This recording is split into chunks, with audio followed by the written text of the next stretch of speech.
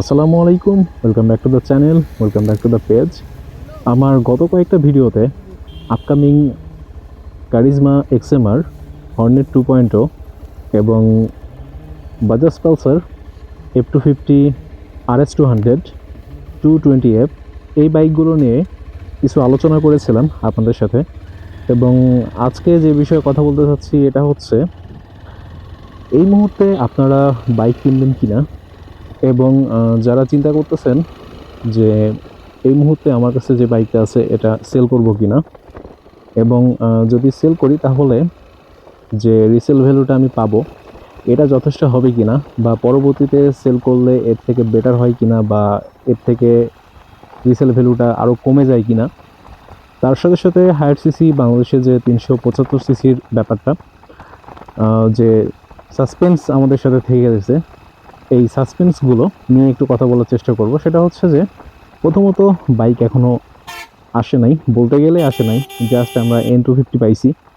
এবং ট্যাক্স কত নির্ধারণ হবে, বিআরটি এর যে পেন্ডিং কার্যক্রমগুলো আছে এই ঝামেলাগুলো কবে মুক্ত হবে, তারপরে হচ্ছে বাইকের যে প্রস্তুতকরণের নীতিমালা ছিল এই অনুযায়ী কোম্পানিগুলো কবে কাজ করা শুরু করবে, এই সবগুলো যে একটা সাসপেন্স থেকে গেছে, এইটা নিয়ে একটু কথা বলবো আপনাদের সাথে। তো প্রথমে আসি, যারা এই মুহূর্তে বাইক কিনতে যাচ্ছেন, বেসিক্যালি আমরা যারা কমিউটার ইউজার তাদের তো কোনো সমস্যা হইতেছে না, কারণ আমরা আলটিমেট যে প্রাইসে এখন বাইকগুলো দেখতেছি, আশা করি এইটার দাম তেমন একটা কমবে না। আমি একটু হিন্ট দিয়ে দিই আপনাদের, সেটা হচ্ছে 2 লক্ষ টাকা প্লাস মাইনাসে যে বাইকগুলো রয়েছে এগুলোর দাম কমার কোনো সম্ভাবনা আমি দেখতেছি না আমার দৃষ্টিকোণ থেকে, এটা আমার ব্যক্তিগত মতামত। এবং যে হায়ার সিসির যে বাইকগুলো আসবে এবং ওগুলোর প্রাইস কেমন হবে এটা নিয়ে নেক্সটে আলোচনা করা যাবে টপিকে ফিরি। সেটা হচ্ছে যে কমিউটার সেগমেন্টের অন্য অন্য ভেরিয়েন্টের যে বাইকগুলো রয়েছে, যেগুলো অলমোস্ট 3 লক্ষ প্লাস মাইনাস, এগুলোর দাম কমবে। আমি এটুকু আপনাদেরকে বলতে পারি, এই বাইকগুলোর দাম কমবে ইনশাল্লাহ, কিছুটা হলেও কমবে। এবং যে বাইকগুলো আপনারা ব্যবহার করেন, আমি স্পোর্টস বাইকের কথা বলতে চাচ্ছি, লাইক R15 CBR GSX-R, এই বাইকগুলোর দাম কমবে কিনা। আমার কাছে যেটা মনে হয় যে আমার দৃষ্টিকোণ থেকে এই বাইকগুলোর প্রাইস আহামরি তেমন একটা কমবে না, কমলেও দেখা যাচ্ছে যে কিছুটা কমতে পারে, আমি নট শিওর। আর বাইকগুলো যখন লঞ্চ করা হয়ে যাবে, 375 সিসির মধ্যে যে বাইকগুলো রয়েছে এগুলো যখন লঞ্চ করা হয়ে যাবে, তখন দেখা যাচ্ছে যে সঠিক আইডিয়াটা পাবো। এখন আমরা বা অনেকেই যে যেটা বলি না কেন, যে প্রাইস এইটা হচ্ছে, প্রাইস ওইটা হচ্ছে, এটা ভাই এক্সপেক্টেড, এছাড়া আর কিছুই না। কারণ গত কয়েকদিন যাবৎ এটা নিয়ে যতটুকু আমি দেখতেছি, আসলে আমাদের বাংলাদেশে সাসপেন্স ছাড়া কোনো কিছুই হয় না ভাই। এবং এই বাইকের ব্যাপারটাও তো আসলে ক্রিটিক্যাল একটা বিষয়, কারণ এই বিষয়গুলো নিয়ে আমরা এর আগেও সাফার করছি, এই নীতিমালা ওই নীতিমালা, এটা হবে না ওটা করতে হবে। তো এই যে ব্যাপারগুলো, এগুলো থেকে কবে যে পরিত্রাণ পাওয়া যাবে এর কোনো শেষ নেই।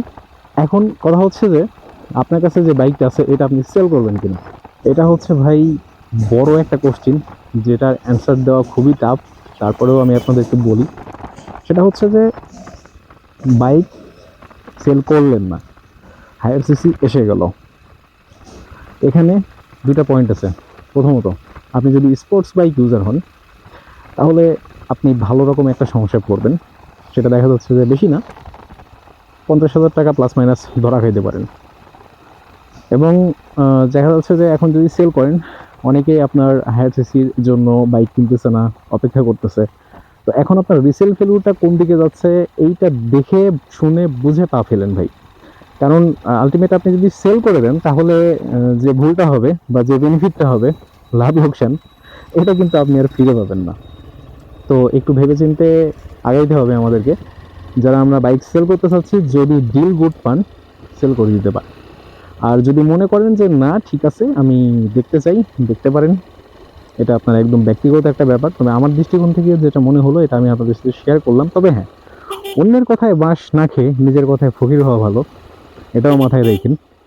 আরেকটা বিষয় বলি, সেটা হচ্ছে যে 2 নম্বর যে পয়েন্টটা বলতে চাইছিলাম, আমরা যারা কমিউটার ইউজার, যারা ধরেন আমরা এফজেড, জিক্সার বা হর্নেট, এক্সব্লেড, পালসার, এই যে বাইকগুলো আমরা ব্যবহার করে থাকি, অনেকেই আমরা চিন্তা করতেছি যে জিক্সারের বা এফজেডের রিসেল ভ্যালুটা অনেক ভালো, তো আমরা মোটামুটি সেল করি, তার সাথে কিছু অ্যাড করি, যে 3,40,000 টাকায় আমরা N250 পাচ্ছি, তাহলে হয়তো বা আরেক কিছু অ্যাড করলে আমরা একটা হায়ার সিসি পাবো। ওয়েল, চিন্তা করতে তো সমস্যা নাই, চিন্তাধারাও খারাপ না, বাট প্রবলেম ইজ এখন আপনি মার্কেট অ্যানালাইসিস করে দেখেন রিসেল ভ্যালু কিন্তু কমছে, কিছু না কিছু কমছে। তবে ওই যে বললাম, যদি ডিল বেটার হয় তাহলে আপনি আগাইতে পারেন, এবং এটা ভালো সিদ্ধান্ত হবে, খারাপ না। তবে আমি বলতে চাই যে যদি একান্ত আপনি ফ্রেশার হন, বাইক কিনতে হচ্ছেন এবং হায়ার সিসি, আমি ফ্রেশার বলতে এটা বোঝাচ্ছি যে আপনার কাছে বাইক ছিল বাট এখন নাই, এই মুহূর্তে আপনার বাইক যদি প্রয়োজন না হয়, তাহলে ভাই একটু ধৈর্য ধরেন, বেশি দিন না, 3টা মাস অপেক্ষা করেন। আশা করি একটা মানে কিছু না কিছু একটা জানতে পারবেন ইনশাল্লাহ। এতটুকু বলতে পারি যে যদি আপনার কাছে বাইক ছিল, এখন নাই, মানে আপনি পুরাতন ইউজার, অভিজ্ঞ রাইডার, আপনি হায়ার সিসি কিনতে যাচ্ছেন, বাট এই মুহূর্তে আপনার একটা বাইকের প্রয়োজন, একটু হোল্ড করেন ভাই যদি সম্ভব হয়। আর যদি না পারেন তাহলে একটা ইউজড কমিউটার কিনে কিছুদিন চলেন, তারপরে একটা সিদ্ধান্ত নেন।